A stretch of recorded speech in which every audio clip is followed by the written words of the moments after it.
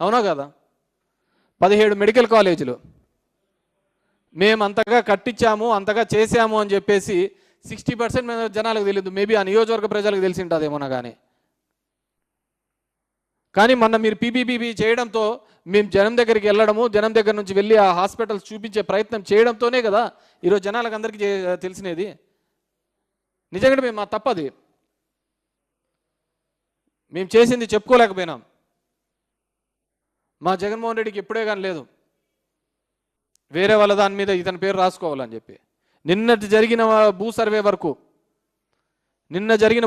వరకు ఇప్పటికైనా క్లియర్ చేసినారో చెప్పు. ఫ్రీ హోల్డ్లో వైఎస్ఆర్సీపీ వాళ్ళదే అని చెప్పి దీంట్లో మాఫియా చేసినారు. ఇన్నాళ్ళు 2 సంవత్సరాలు అవుతుంది.